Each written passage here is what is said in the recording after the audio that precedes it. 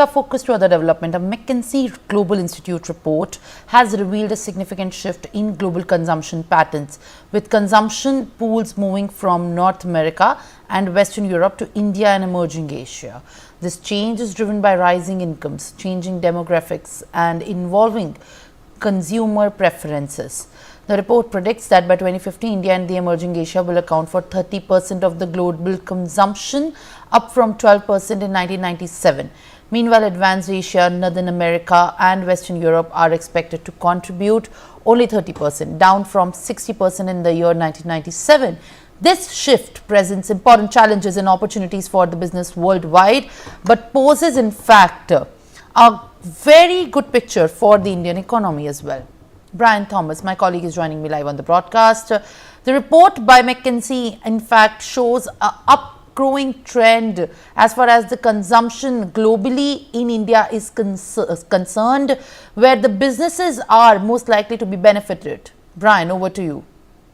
Well, definitely. Now, yes, the global, assumption landscape is undergoing a very dramatic shift per se, with regions like India and emerging Asia are increasingly even becoming central to economic growth. Now, this report is definitely by the McKinsey Global Institute, and this transition that is driven by rising incomes, evolving demographics, and changing consumer preferences also very much underscores the growing economic importance of these regions. Very importantly, the report also highlighted that both India and emerging Asia are set to account for 30% of global consumption at the purchase power parity, that is the PPP, by 2050, which is a significant rise from 12% in 1997. In contrast, also regions such as North America, Western Europe, and advanced Asia will also see their combined sharp drop from 60% in 1997 to 30% in 2050. Now, the shift has profound implications also for companies worldwide, and now as income levels also rise, consumer preferences evolve. In these later wave regions, businesses must even recalibrate their strategies to align with local demands. Now, developing and scaling products also very much are tailored to these markets that will be very essential to harness growth opportunities. And this report also emphasizes the role of demographic changes in shaping consumer patterns, and by 2050, seniors are also expected to account for 25% of their global consumption. Yes. All right, Brian, thank you very much for adding these details and giving us more information.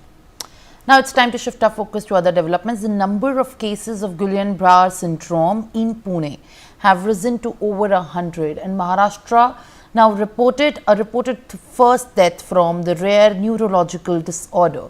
A 40-year-old man has died in Solapur. The deceased, a native of Solapur, has worked in Singdat area of Pune and had gone back to Solapur after reporting severe gastronitis distress. GBS is a rare autoimmune condition in which the immune system attacks the peripheral nerves. It leads to symptoms such as numbness, tingling, and muscle weakness that can, in many cases, also lead to muscular paralysis. My colleague Darrell is joining me live on that update on the health front of the patients of the GBS. Darrell, what is the health department of Maharashtra, and specifically the officials in the hospital where there are patients admitted are maintaining on the symptoms that are being exhibited and the treatment that has been given to these patients? The number of GBS patients has now risen to 101, and a patient from Solapur, a 40-year-old man, died in Solapur, and the state health department also said that he was a native of Solapur and he worked in the Sihagarh area of Pune, and he had gone back to Solapur after reporting severe gastrointestinal distress. Now, the Pune Municipal Corporation has set up a 45-bed special ward in corporation run Kamala Nehru Hospital to treat people affected by the Guillain-Barré syndrome.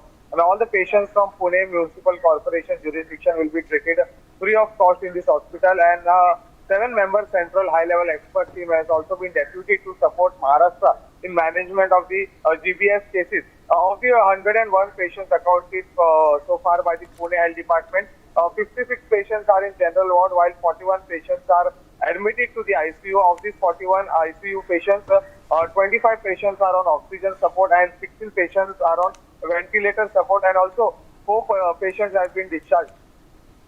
Back to studio. All right, Daryl, thank you for in fact adding these details and giving us more information. Now it's time to shift our focus to other developments. After